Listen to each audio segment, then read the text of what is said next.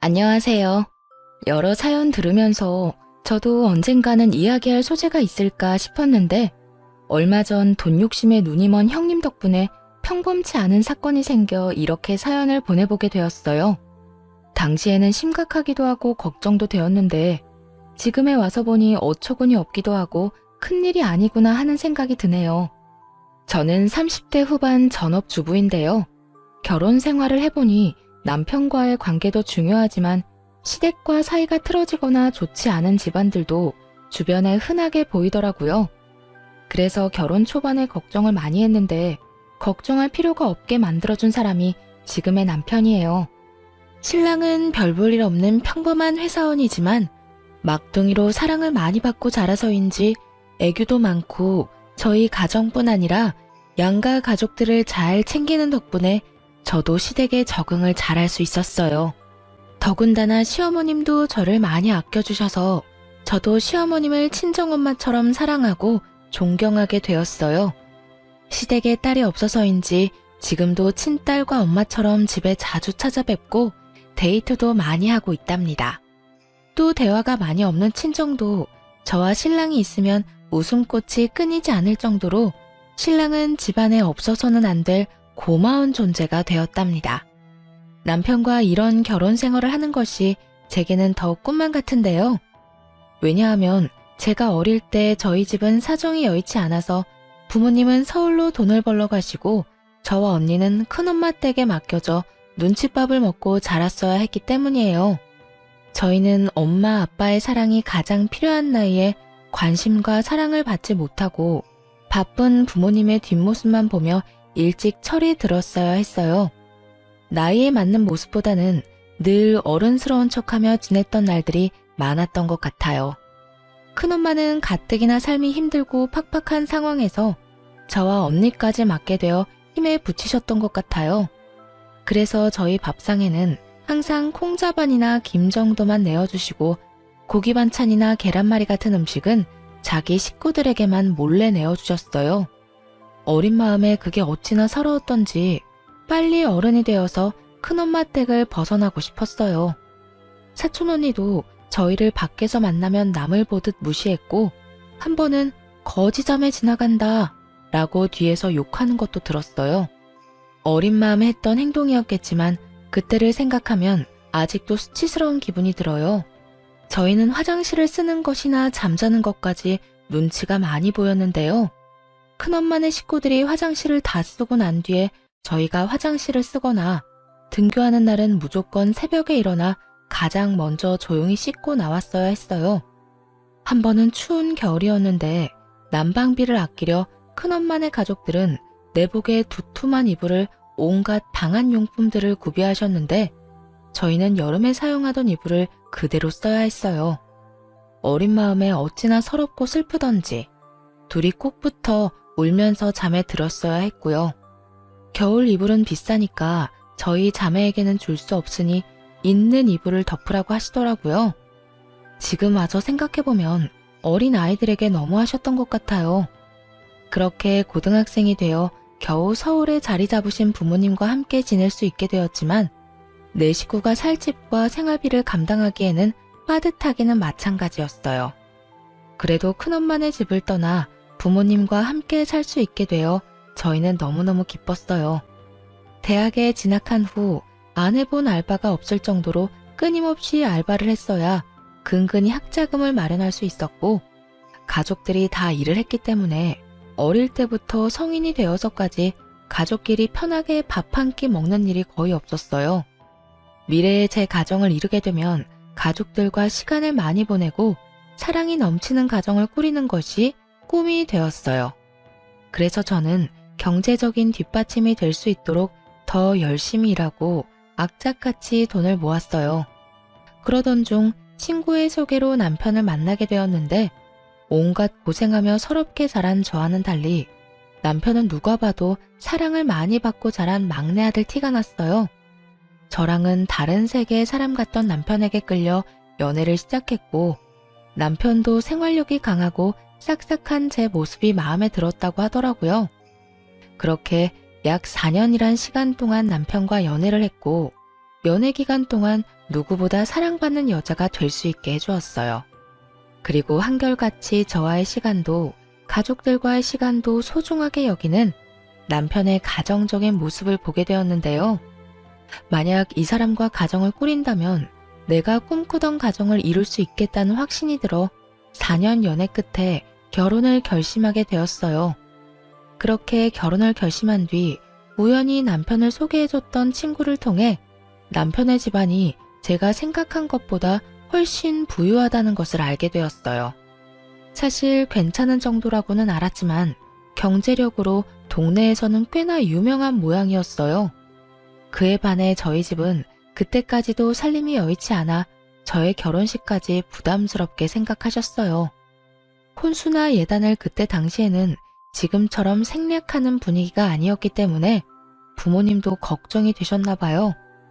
엄마는 가난한 집 때문에 딸이 무시당할까봐 많은 걱정을 하셨고, 솔직히 저도 그 부분이 걱정이 되더라고요. 드라마에서 나오는 부유한 집 자식과 가난한 집 자식의 결혼이 떠오르면서 저를 반대하시거나 핍박하시면 어떻게 하나 하는 막연한 두려움이 들었어요. 그래서 남편에게 우리 집안이 남편 집안에 비해 너무 기우는 것 같다며 걱정을 내비치자 남편은 제 생각을 이미 예상하고 있었다는 듯 어릴 때 이야기를 해주었는데, 남편이 어릴 때 아버지와 어머니가 이혼하셨고 이후 꽤 오랜 시간 동안 저희 집처럼 형편이 어려웠다는 이야기를 해주었어요. 대령아, 우리 엄마도 우리 때문에 고생 많이 하셨는데 내가 고등학생 때까지만 해도 우리 셋이 바퀴벌레 나오는 단칸방에 살았었어. 옷 말릴 곳도 없어서 빨래를 해도 옷에서 쾌쾌한 냄새가 나더라. 그래서 학교 다닐 때 거지라고 많이 놀림받았었어. 지금은 어머니 덕분에 집이 많이 나아진 거지. 우리 집 얼마 전까지도 힘들었다니까. 그리고 누구보다 혜령이 입장 잘 이해해 주실 분이 우리 엄마니까 괜찮을 거야. 오빠도 중간에서 잘할게. 고마워. 나도 오빠를 믿는데 그래도 내가 괜히 위축되는 건 어쩔 수 없나 봐. 그래, 맞아. 충분히 그렇게 생각할 수 있어. 우리 집도 똑같았다니까. 만약 내가 혜령이 입장이었어도 똑같았을 거야. 너무 걱정하지 말고. 문제가 생기면 서로 의지하면서 해결해 나갈 수 있을 거야. 이제는 혼자가 아니라 둘이잖아. 남편은 어머님이 고생하신 일들의 수확을 거둬서 괜찮은 살림이 되었지만 예전엔 저희 집안과 다를 것이 없었다고 이야기해주며 문제가 생기면 함께 이겨나가자고 약속하면서 불안한 저를 다독여 주었어요. 그리고 결혼하겠다는 말씀을 드릴 때 어머님께 저희 집 사정을 넌지시 말씀드렸고 본인도 그런 시절이 있으셨다며 공감이 된다고, 우리가 결혼하게 되면 제가 힘들지 않게끔 배려하겠다는 이야기를 들었어요. 비록 남편에게 건너들은 말이었지만 이렇게 남편을 번듯하게 사랑이 넘치게 키워주신 것을 생각하면 시어머님도 분명 좋은 분일 거라는 생각에 저는 부담을 많이 내려놓을 수 있었어요. 이후 실제로 저희 둘이 재정적으로 힘든 부분은 시댁에서 조용히 도와주셨기 때문에 양가 집안의 분란 없이 무사히 결혼식을 마치게 되었는데요. 결혼식을 준비하는 과정을 통해서도 저는 시댁을 많이 신뢰할 수 있게 되었어요. 그렇게 결혼 후 첫 명절이 찾아왔고 긴장되는 마음으로 저는 시댁으로 향했어요. 남편은 걱정 말고 자기만 믿으라고 해주었지만 시댁 식구들을 정식으로 뵙는 것은 처음이라는 생각에 몸이 굳어 남편의 시덥지 않은 농담에도 웃음이 나질 않았어요. 하지만 걱정했던 것과는 달리 시어머님은 편하게 저를 맞이해 주셨고 갈아입을 옷까지 세심하게 준비해 주실 정도로 저를 신경 써주셨어요. 애령아, 처음이라 긴장이 많이 되지? 이거 입으렴. 첫인상 중요하다고 한껏 차려입고 올 텐데 불편할 것 같아서 내가 네 생각해서 사봤는데 마음에 들지 모르겠네. 안 맞는 것 같으면 편하게 말해주렴. 감사합니다, 어머님. 아유, 우리 집이 남자들 뿐이라 늘 삭막했는데 네가 오니 집안이 훤한 것 같네. 긴장하지 말고 편하게 즐거운 명절 보내자꾸나. 시어머님의 따뜻하고 다정한 말씀에 한결 마음이 편안해졌고, 먼저 도착해 있던 아주버님도 남편과 투닥투닥 장난을 치시며 분위기를 많이 풀어주셨어요. 남편의 유하고 착한 성격이 어머님을 참 많이 닮았다는 생각이 들더라고요. 본격적인 명절 준비를 하기 위해 시어머님과 함께 장을 보고 돌아오던 길에 형님을 만나게 되었는데요. 유하고 동글동글한 아주버님 인상과는 달리 형님은 마른 체격에 미간 사이에 깊은 주름까지 있어 겉으로 봤을 때 굉장히 까칠해 보이셨어요. 계속 인상을 쓰고 계셨는데 그래서인지 인상이 더 안 좋게 보였어요. 아니나 다를까 형님은 짐을 들고 있는 저희를 본체만 채 무심하게 인사를 하고 혼자 빠르게 집으로 들어가더라고요. 어른이 짐을 들고 계시는데도 무심하게 지나치는 형님을 보고 당황한 저는 시어머님 눈치를 살폈지만 어머님은 크게 개의치 않으신 듯 보였어요. 그리고 명절 준비를 하는 내내 어머님과 제가 고생하는 동안 형님은 일손을 돕는 일 없이 방에만 들어가 있었고 여기저기 바쁘게 통화하는 소리만 들렸어요. 식사 시간에도 저와 어머님이 식사를 차리는 것을 오히려 당연하게 생각하는 듯 밥상이 다 차려져야만 방에서 나와 자리에 앉으시더라고요. 화기애애하게 식사하는 도중에도 가족이 무슨 말을 하는지 관심 없다는 듯이 핸드폰만 만지작거리면서 깨작깨작 밥술을 뜨는 형님 때문에 다들 살살 눈치를 보는 것 같았어요. 어머님, 근데 명절이라고 이렇게 여자들이 밥상 차리고 아직도 이러는 게 말이나 돼요? 그냥 밖에 나가서 외식 한번 하고 얼굴 보면 끝이지. 가끔 보면 우리 가족들도 너무 구시대적인 것 같아요. 그리고 자기는 언제까지 여기 있을 생각이야? 나 너무 바쁜데 이제 슬슬 일어나지? 자기 왜 그래? 엄마랑 재수씨가 힘들게 차린 음식인데 그리고 요즘 바빠서 가족들끼리 모이기 힘든데 명절이라는 핑계로 만나서 집밥 한 끼 먹는 게 더 좋지. 그치 동생아? 오랜만에 동생 얼굴도 보고 재수씨도 보고 말이야. 어머 그래? 그렇게 좋으면 다음부터는 자기 혼자 오면 되겠다. 어머님, 제가 요즘 바빠서 정신이 좀 없어서요. 너무 언짢게 생각하지는 마셔요. 솔직히 오늘 안 오려고 했는데 일이가 억지로 끌고 온 거라서 이해 좀 해주세요. 형님의 말 몇 마디가 그나마 유지하고 있던 평화의 찬물을 끼얹었어요. 이후에도 어머님과 제가 고생하면서 차린 음식이 너무 짜다며 투정을 부리질 않나 은근히 시댁을 무시한 듯한 발언도 서슴지 않고 하더라고요. 아휴, 저희 부모님이 이런 음식 보시면 깜짝 놀라실 것 같아요. 하긴 자기도 그냥 평범하니까 기대하면 안 되는데 내가 자꾸 이러네. 그만해 좀. 아주버님은 계속 말을 끊으며 형님께 눈치를 줬고 저희 남편도 언짢아하는 티를 냈지만 형님은 아랑곳하지 않고 하고 싶은 말을 하시더니 이내 일어나 집에 먼저 가겠다며 떠나셨어요. 어머님은 그런 형님을 크게 신경 쓰는 것 같지 않으셨지만 속으로는 형님을 좋아하지 않으시는 것이 느껴졌어요. 저도 형님과의 첫 만남이었지만 형님이 별로 마음에 들지 않았어요. 어머님께 틱틱거리는 것도 마음에 들지 않았고 여러 사람 기분 상하게 하는 데에 특별한 능력이 있나 보다 하는 생각이 들었죠. 그렇게 저의 첫 명절이 지나가게 되었어요.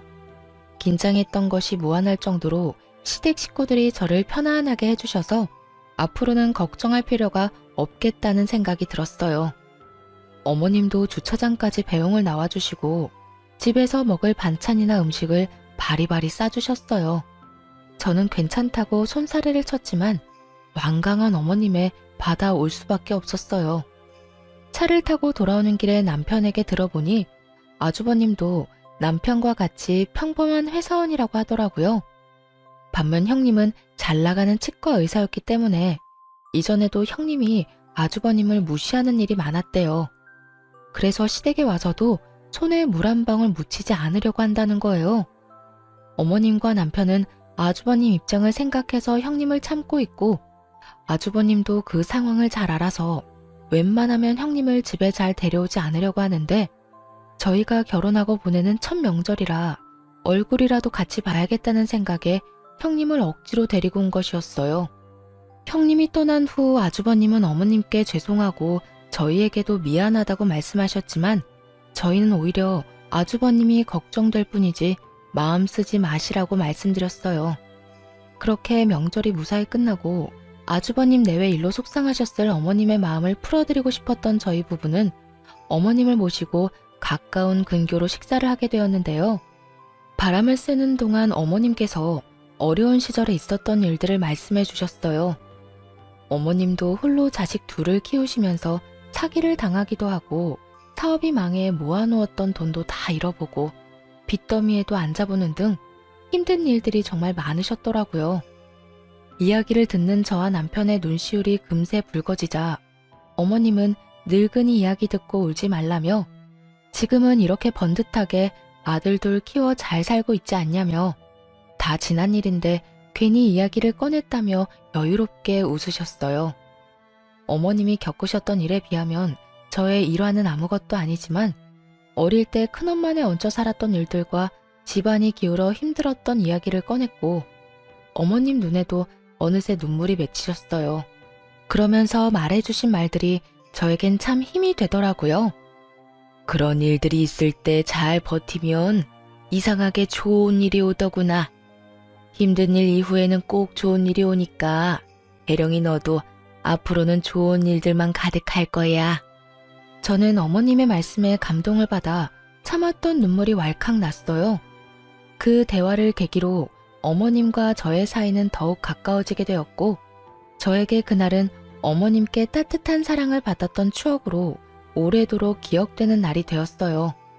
식사하는 내내 아주버님 내외에 대한 이야기는 꺼내지 않았고 어머님도 굳이 말씀하지 않으셨지만 저희가 부족하게나마 어머님을 위로하고 싶어 한다는 사실을 느끼셨는지 저희에게 고맙다는 말씀을 계속하셨어요. 시간이 지나 형님 해프닝은 잊혀가며 평소처럼 알콩달콩 지냈는데요. 하루는 웬일인지 형님께 먼저 전화가 왔어요. 아주버님과 해외에 나갈 예정이라 그 기간 동안 강아지를 돌봐달라는 부탁을 하려 전화를 했더라고요.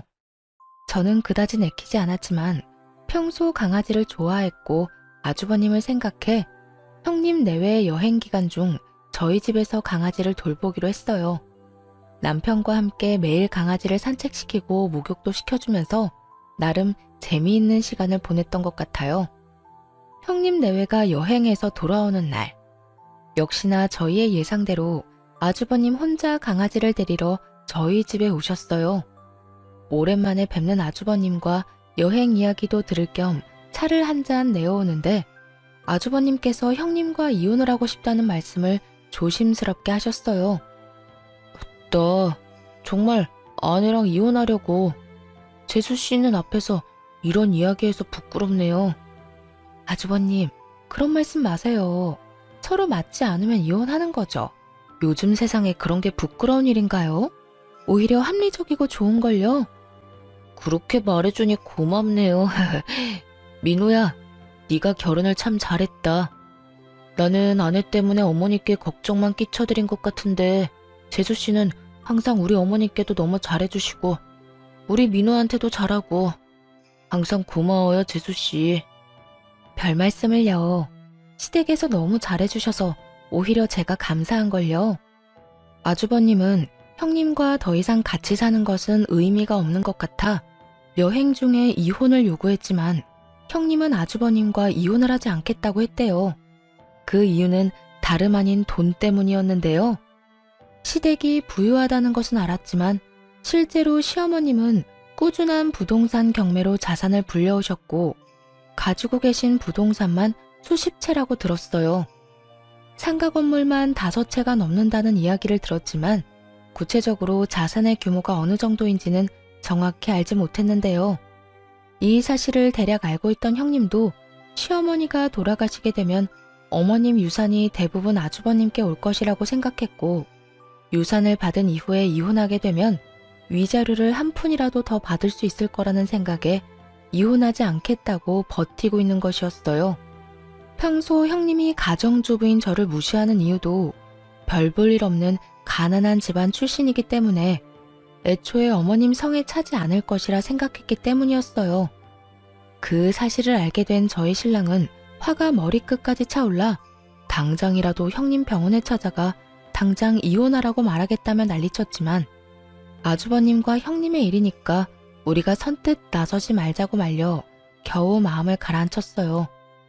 결혼한 지 1년 정도 되어갈 즈음 감사하게도 저희에게 아이가 생겨 사이가 더 돈독해졌지만 아주버님 내외는 사이가 더 나빠져 아예 따로 살고 계신다는 이야기를 듣게 되었어요. 출산을 하고 얼마 지나지 않았을 때 친정엄마가 유방암 판정을 받으셨다는 연락을 받게 되었어요. 아이가 태어난 지 얼마 되지 않았던 상황이었고 가뜩이나 외벌이라 넉넉지 않았던 저희 살림에 수술비를 감당하는 것은 무리였어요. 수술비뿐 아니라 엄마 병원도 제대로 찾아가기 힘든 상황이었기에 가슴이 턱턱 막혔어요. 저는 무직자 대출이라도 받아보려고 아이를 돌보면서도 여기저기 알아보았지만 갓 태어난 아이를 돌보는 일도 벅차 너무 막막했어요. 평소와 달리 걱정 어린 제 얼굴을 보게 된 남편은 저에게도 아이 말고도 다른 일이 있다는 것을 금세 알아차렸고 남편의 설득 끝에 엄마가 유방암 판정을 받았다는 이야기를 털어놓게 되었어요. 사실 우리 엄마 유방암이래. 나 너무 걱정돼. 나이도 있으시고 혹시나 수술 잘못되면 어떡하지? 우리 집 수술비랑 치료비 감당할 상황이 안 될 텐데 우리도 별이 때문에 돈 많이 써서 요즘 많이 빠듯하잖아. 그래서 아기 보면서도 걱정이 돼서 자꾸 눈물이 나. 바로 말 못해서 미안해. 여보한테 짐이 될까봐 말하기 어려웠어. 지금도 혼자 버느라 힘들어하는데 이런 일까지. 네가 뭐가 미안해. 내가 더 많이 못 벌어와서 미안하지. 우리 살림도 혜령이 덕분에 아껴서 잘 살고 있고 너랑 별이가 나한테 와줘서 너무 행복한데 정작 힘들 때 몰라줘서 미안해. 이제 같이 방법을 찾아보자. 우리 결혼할 때 기억나지? 둘이 같이 의지하면서 해결해 나가기로 했던 거. 기억나. 남편은 아주버님께 한번 도움을 청해보겠다고 했지만 아주버님 사정을 뻔히 아는데 부탁하는 것이 너무 죄송해 남편을 말렸어요. 그렇게 둘이 여기저기 대출을 알아보는 중에 아이를 돌봐주러 집에 오셨던 어머님께서도 사실을 알게 되셨는데요. 시어머님은 한 걸음에 은행으로 달려가 수술비 전액을 마련해 주셨고 저는 한사코 받지 않으려고 했지만 남편의 권유로 어머님의 도움을 받게 되었어요. 엄마가 아프신 것만으로도 마음고생이 심할 텐데 별이 태어난 지 얼마 안 돼서 이런 일이 있으니 네가 더 혼란스럽고 힘들었겠다. 아기 보면서 한창 행복할 때인데 말이야. 별이는 내가 최대한 돌봐줄 테니까 혜령이 너는 낮에 어머니 병실에 다녀와라. 그래야 사돈이 금방 쾌차할 수 있을 거야. 어머님 정말 죄송해요. 매번 이렇게 도움만 받는 것 같아요. 너무 죄송해요 어머님. 이럴 때는 감사해요 어머님 하고 도움받는 거야. 알겠지? 어머님은 흐느껴 오는 제 손을 잡아주시며 도움받을 수 있는 곳이 있다면 얼마든지 받아도 된다고 다독여 주셨어요. 그때 저는 다시 한번 시어머니에게 꼭 효도하는 자식이 되어야겠다고 다짐했어요. 다음날 아이를 어머님께 맡기고 친정엄마 입원 수속을 하고 돌아오는 길에 형님도 어머님께서 저를 도와주셨다는 소식을 들으셨는지 쏜살같이 저에게 전화를 하셨는데요. 가뜩이나 엄마 수술 날짜가 잡혀서 걱정되고 긴장이 되어 마음이 좋지 않은데 형님은 아무리 어머님이 자기를 아껴주신다고 해도 그렇게 선뜻 큰 돈을 받아도 되는 거냐며 따져왔어요. 아니 동서, 아무리 돈이 좋아도 그렇지 어머님이 주시는 돈을 어쩜 그렇게 냉큼 받아? 어렵게 자란 애들은 눈치라는 것도 없나 봐. 둘이 그만한 돈도 못 모으고 놀기만 했어? 능력이 없으면 눈치라도 챙겨야지. 네? 형님, 무슨 말씀을 그렇게 하세요? 무슨 말씀이냐니. 잘못 들었어? 동서네가 이번에 받아간 돈 액수 만만치 않을 텐데 나도 의사라서 어느 정도는 대충 감이 오지 않겠어? 그 돈 다 우리 남편한테 올 돈 아니야? 어차피 어머님도 유산 줄 사람 우리 남편밖에 더 있냐고. 그럼 그 돈 우리 돈이잖아. 내 돈 가로챈 동서한테 내가 이 정도도 말 못해? 그리고 동서, 자꾸 어머님께 붙어서 착한 척 하지 마. 아주 그냥 찰싹 붙어서 어머님 어머님. 아주 여우가 따로 없더라. 어이가 없어서. 그럴 시간에 나가서 정당하게 돈을 벌지 그래.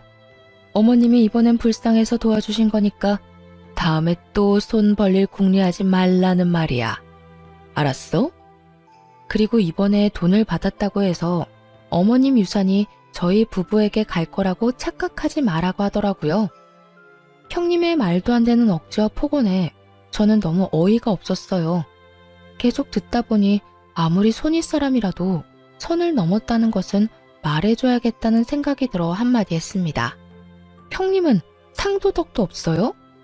엄마가 암 판정을 받아서 힘든 사람한테 이런 식으로 얘기하는 게 개념 있는 행동인 것 같아요. 그러거나 말거나 형님은 자신의 돈을 뺏겼다는 생각에 분했는지 도리어 윽박을 지르더군요. 뭐? 개념? 동서 말이 심하네. 아니, 따지고 보면 내 말 맞잖아. 어머님이 불쌍해서 준 돈. 그걸 넙죽 받아먹은 동서도 수준 알만한데 뭘. 하긴 없이 살면 그런 큰 돈에 눈 돌아갈 수도 있지. 그런데 어머님이 동서한테 그런 큰 돈을 내준다고 해서 동서 팔자가 바뀔 거라는 착각은 하지 마. 내가 입 아프게 말 안 해도 어차피 그 유산은 장남이 가져가게 될 거야. 그러니까 허튼데 욕심 부리지 말고 그 시간에 장남인 우리 남편한테 조금이라도 더 잘 보이는 게 낫지. 안 그래? 저는 황당하고 힘에 부쳐 형님 전화를 뚝 끊어버렸어요. 그리고 집에 도착해 남편과 어머님을 만났는데 곧바로 서러움에 눈물이 터져 나왔어요. 혜룡아, 무슨 일이야? 장모님 병이 갑자기 더 심각해지신 거야? 아니, 그게 아니라... 제가 말을 잇지 못할 정도로 울자 어머님은 따뜻한 물을 가져와 주셨고 물을 마신 뒤 제가 진정될 때까지 꼭 안아주셨어요. 덕분에 한 차례 진정이 된 저는 형님이 제게 했던 말들을 쭉 이야기했고 남편도 어머님도 화가 나 얼굴이 붉게 달아올랐어요. 참다 못한 남편이 형님께 직접 전화해 똑같이 따지겠다는 것을 어머님이 말리셨어요. 그런 생각까지 하고 있는 줄 생각도 못했구나. 그저 말만 이쁘게 못하는 아이인 줄 알았더니 돈 욕심이 하늘을 찌르는구나. 이런 아이인 줄 알았으면 애초에 결혼 허락도 안 시켰을 게다. 이럴 게 아니라 첫째한테 말해야겠어. 얼른 이혼하면 좋겠다고. 위자료가 얼마가 들던 이혼은 무조건 밀어붙여야겠어. 이후 아주버님도 형님의 만행으로 오만정이 떨어져 더 강하게 이혼을 요구하기 시작하셨다고 들었어요. 형님이 저에게 사과하리라고 기대조차 하지 않았는데요. 역시나 사람은 안 변한다고 제가 남편과 아주버님을 깨워 자기만 나쁜 년으로 만든다며 시어머님께 제 욕을 한 바가지 했다고 하더라고요. 하지만 어머님은 제가 울었던 당시 함께 계셨기 때문에 그 말을 믿지 않으셨어요. 시어머님 도움으로 엄마 수술이 잘 끝나고 저도 낮에는 아이를 맡기고 병간호를 꾸준히 하며 안정기에 접어들었을 무렵이었어요. 동네 부동산 중개업자들 사이에서 시어머님이 무리한 투자로 부동산과 돈을 다 잃으셨다는 소문이 돌기 시작했는데요. 업자들 사이에서 저희 시어머님은 큰 손으로 유명하셨기 때문에 소문이 더 빠르게 퍼져나갔고 부동산에 관심이 없던 저희 부부에게까지 그 이야기가 들려오게 되었어요. 소문이 퍼지고 있는 중에도 어머님은 아기를 봐주시러 저희 집에 자주 들러주셨는데 그 일에 대해 알고 계시는 건지 모르시는 건지 별다른 말씀은 없으셨어요. 저희는 어머님이 걱정되기도 했지만 평소와 다름없이 평온한 어머님의 모습 때문에 소문일 뿐이라고 믿었어요. 그래서 평소와 다름없이 어머님과 좋은 시간을 보내려고 노력했어요. 반면에 형님은 전혀 그렇지 못했죠. 하루는 남편과 아이와 함께 시댁에서 식사를 하고 있는데 갑자기 형님이 문을 벌컥 열고 들어왔어요. 신발도 제대로 벗지 않은 채 집 안까지 들어온 형님은 어머님을 붙잡고 진짜 망하셨냐며 갑자기 소리를 지르기 시작했어요. 어머님, 진짜 망하신 거예요? 부동산 다 잃었다면서요. 대답을 좀 해보세요, 대답. 그러게 늙은이가 집이나 지키지 투자가 웬 말이에요. 있는 돈 잘 모아놓으면 이딴 문제는 없잖아요. 아니면 진짜 노망 났어요? 대답 좀 해봐요. 형님이 어머님 코앞으로 다가가 소리를 질렀지만 어머님은 아무 대답도 하지 않으셨어요. 나한테 위자료 준다고 했다면서? 내 돈 어쩔 거예요? 이런 코딱지만한 콩가루 집안에서 내가 얼마나 시간을 허비했는지 몰라요? 위자료 토해내요, 빨리. 형님은 무슨 노망이 나서 그렇게 돈을 다 날리셨냐며 울고불고 어머님을 잡고 난리를 쳤고 끝까지 어머님은 아무 대답도 하지 않으셨어요. 형님이 얼른 위자료 내놓으라며 소리를 지르면서 어머님을 붙잡고 흔들자 그 꼴을 더는 보지 못하겠어서 저희가 나서서 형님 손을 내쳤어요. 그 힘에 형님은 종이장이 흔들리듯 바닥에 넘어졌는데 바닥에 넘어지자마자 악에 받쳤는지 벌떡 일어나 저희에게 손가락질하며 소리를 지르더군요. 아니 너네는 뭔데 나서? 그래 너는 이 순간만 바래왔지? 어머님이 망하든 말든 상관없이 나한테 복수하고 싶었지. 지금 이 순간에도 그렇게 잘 보이고 싶어? 상황 파악이 안 돼? 어머님 망했다니까. 너네가 그토록 바라던 돈 한 푼도 없으시다고. 그만하세요, 형님. 언제 한번 어머님 모시고 제대로 된 식사라도 한 적 있어요? 형님 배 채울 생각만 하다가 계획대로 안 되니까 어디로 와서 행패해요?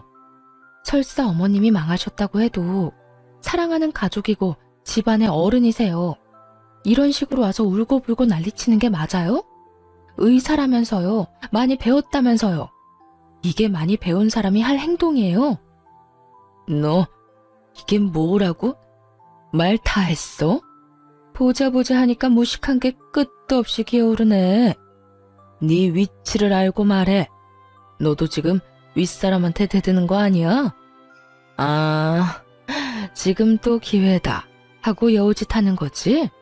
어머님한테 그렇게 잘 보이고 싶어? 그러려고 여기서 나올 때까지 기다렸니? 여우는 무슨 그런 식으로 사람 이상하게 만들면 좋아요? 그리고 어머님 돈이 왜 형님 돈이에요? 어머님이 산전수전 다 겪으시면서 힘들게 모아온 돈이에요.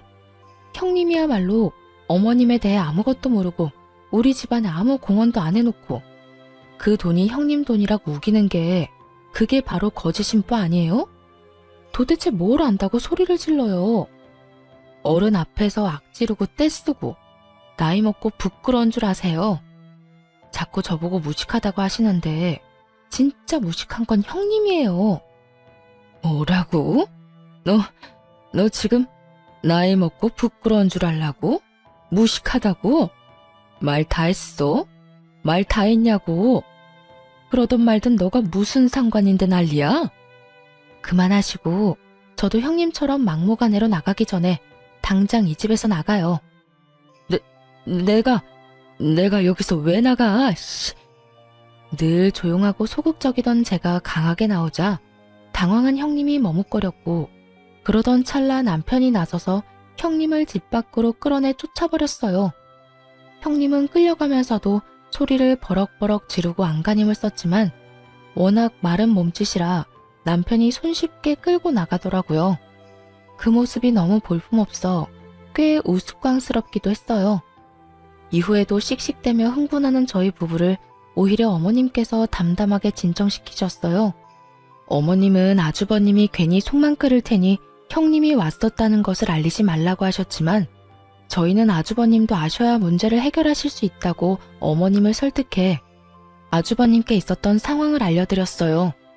아주버님은 그 길로 이혼 소송에 들어가셨고 오히려 위자료를 받고 이혼을 하시게 되었는데요. 형님이 시댁 욕을 하고 저와 어머님을 무시하는 통화 내용을 몰래 제가 모두 녹음했을 뿐 아니라 형님이 시댁에 찾아와 난리를 친 내용도 녹음하고 있었기 때문에 손쉽게 증거로 낼 수 있었어요. 그리고 더욱 가관이었던 것은 형님이 아주버님 몰래 바람을 피며 다른 곳에 살림을 차려놓았던 사실인데요. 저희 부부가 초대를 받아 갔던 지인의 아파트 주차장에서 형님이 다른 남자와 팔짱을 끼고 들어가는 것을 보게 된 것이었어요. 저희는 형님이 바람을 핀다는 것을 직감했고 아주버님이 위자료를 주고 헤어질 게 아니라 위자료를 받고 이혼해야 한다고 생각했어요. 그 뒤로 지인에게 자초지종을 설명하고 형님이 보일 때마다 몰래 사진을 찍어달라고 부탁했어요. 아파트에 둘이 같이 거주하고 있는지 동거 여부도 확인하며 증거를 차곡차곡 모았어요. 그래서 어머님을 설득해 아주버님께 말씀드린 거였어요. 이제 이혼할 수 있는 모든 증거를 모았다고 생각했거든요. 덕분에 아주버님은 위자료를 받고 이혼할 수 있게 되었답니다. 결국 위자료 한 푼 받지 못하고 도리어 돈을 주고 이혼하게 된 형님은 이후에도 시댁에 여러 번 찾아와 행패를 부렸는데요. 그때마다 저희 부부와 아주버님이 어머님과 함께 지내며 속 시원하게 형님을 내쫓았어요. 그 당시에는 거의 시댁에 똘똘 뭉쳐 함께 지냈던 것 같아요. 어머님을 지키는 보디가드가 된 것 같아 한편으로는 재미있기도 했어요. 어머님은 그때도 형님을 크게 개의치 않으셨는데 온갖 고생을 다 겪으셨던 어머님께는 형님 사건은 그저 작은 사건 중 하나였던 것 같아요. 하지만 아이도 돌아가며 돌봐주셨기 때문에 저도 조금은 편안했고 이렇게 가족이 한데 모여 지냈던 경험이 거의 없다 보니 새롭고 행복하기도 했어요. 어쩌면 어머님께서 제게 살을 부대끼며 함께 지내는 가족을 경험하게 해주시고 싶어 일부러 형님을 핑계 삼아 저희를 함께 있게 해주셨나 하는 생각도 요즘은 들어요. 물론 어머님께서 저희를 불러 같이 지내자고 하신 게 아니라 저희가 막무가내로 어머님 집에 얹혀 살았던 거였지만요. 누가 누굴 지킨 건지 지금 와서 생각해보면 철없는 자식들을 어머님이 지켜주신 거였네요. 이후 형님이 운영하던 치과에서 형님이 두 집 살림을 했었다는 사실과 이혼 전에 시어머님께 찾아와 했던 폐륜적인 행동에 대해 소문이 퍼지게 되어 더 이상 일하는 게 어려워졌다고 해요. 지역 텃세를 버티지 못한 형님은 결국 다른 곳으로 이사를 가게 되었다는 소식까지 듣게 되었어요. 형님은 이혼도 당하고 일도 제대로 하지 못하는 지경이 되었지만 저희 가족은 형님 사건을 계기로 오히려 하나로 뭉치게 되었답니다. 한참 시간이 지나 평소와 다를 것 없이 저희 집에 아이를 보러 놀러 오셨던 어머님이 거액의 돈이 들어있는 통장과 저희 이름으로 명의가 변경된 부동산 서류를 들고 오셨는데요. 놀랍게도 어머님께서 저희에게 주는 선물이라고 말씀하셨어요. 저희 명의로 된 아파트 이름을 본 저는 너무 놀라서 가슴이 쿵쾅쿵쾅 뛰었어요. 그 아파트는 제가 늘 살고 싶었던 좋은 입지에 있는 대장 아파트였고 통장 안에 찍혀있던 금액도 살아생전 한 번도 보지 못한 액수였어요. 얘야, 그렇게 놀랍니? 아주 눈이 휘둥그레졌구나. 어머님, 어떻게 이렇게 큰 돈과 아파트를, 그것도 저희 명의로요. 사실 내가 한동안 부동산 업자들한테 소문을 좀 냈었다. 내가 망했다는 말은 첫째 며느리 때문에 일부러 낸 소문이었어. 덩달아 너희들까지 속여서 미안하구나. 많이 걱정했지? 그러셨구나. 저희도 조금 걱정이 되긴 했어요, 어머님.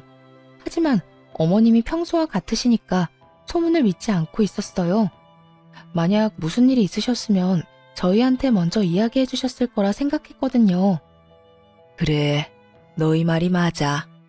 만약 내가 망했다면 소문이 너희에게 들리기 전에 말해 주었을 거야. 우린 가족이잖니. 가족에 대한 얘기를 소문으로만 듣게 할 순 없지. 네, 어머님 말씀이 맞아요. 형님은 가족의 말은 들어보지도 않고 아무 상관없는 사람의 말을 믿었잖아요. 그건 가족이 아니라고 생각해요, 어머님. 가족에게 무슨 일이 있으면 먼저 물어보고 들어봤어야 했어요. 그게 제가 형님께 제일 화가 났던 이유였어요. 그래. 우리 며느리 말이 맞다. 역시 우리 며느리가 제일 똑똑해. 솔직히 그날은 네가 너무 화를 많이 내서 나도 놀랐단다. 우리 며느리한테 이런 면도 있구나 싶고 아주 든든하고 고마웠어. 늘 내 편이 되어주겠구나 하고 감동적이기도 했고 엄마도 큰 며느리가 너를 막대했을 때 너무 화가 났지만 무작정 내가 화를 내면 더 물러서지 않았을 거라 조용히 참고 있는다고 나도 힘들었단다. 그동안 부족한 엄마 옆에 항상 있어주고 믿어주어 고맙구나. 이건 너희에게 주는 내 선물이니까 부담 갖지 말고 받아주렴. 알고 보니 어머님은 형님이 어머님 유산을 노리고 아주버님과 이혼하지 않고 버티고 있다는 것을 알고 계셨어요. 그래서 동네 중개업자들에게 일부러 소문을 내게 하셨던 거였어요. 그동안 투자가 망한 게 아니라 오히려 더 잘 되고 있던 상황이셨대요. 어머님은 저희 부부에게 그동안 사실대로 이야기하지 못해 미안하다고 하시며 아무 말 없이 믿어주고 옆에 있어줘서 고맙다는 말씀을 하셨어요. 저희는 절대 받을 수 없다고 말씀드렸지만 어머님이 너무 완강하셨던 탓에 결국 감사히 받게 되었어요. 그 뒤로도 어머님은 생각지 못한 금액의 돈을 종종 저희에게 베푸셨어요. 받지 않겠다고 해도 워낙 의견이 강하셔서 받긴 받았는데요. 값진 돈 절대 낭비하지 말자고 생각해 그 돈을 차곡차곡 모아두었죠. 그리고 좋은 기회가 생겨 월세를 받을 수 있는 소형 건물까지 매입하는 데 성공했네요. 덕분에 저희 생활비 외에도 어머님께 넉넉한 용돈을 드릴 수 있는 수준이 되었어요. 어머님께서 저희 쓰라고 주신 돈이지만 그것을 마냥 저희를 위해서만 쓰기보다 늘 도움을 주셨던 어머님께 돌려드리고 싶은 마음이 컸거든요. 다행히 열심히 투자 공부를 하고 발로 뛴 덕분에 어머님께 효도를 할 수 있게 돼서 요즘 너무 감사하고 행복해요. 그리고 형님이 지방에 있는 작은 병원에서 겨우 입에 풀 칠할 정도로 생활하고 있다는 소식을 건너 듣게 되었죠. 되도 않는 욕심만 부리다가 모든 것을 잃고 쫓겨난 형님의 끝을 보면서 어려운 환경에서도 헛된 욕심을 품지 않고 살아온 제 자신에게 감사함을 느꼈어요. 저희 부부는 새로운 마음으로 어머님이 주신 아파트로 이사를 했어요. 저희 집이 생기다니 아직도 믿기지 않지만 이곳에서 우리 세 식구 사랑 넘치게 살아보려 해요.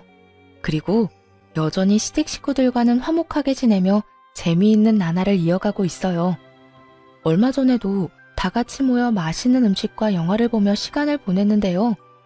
아주버님 농담에 저희 남편의 애교, 아이가 쑥쑥 크는 모습까지 저희는 시간 가는 줄 모르고 웃고 떠들면서 보냈답니다.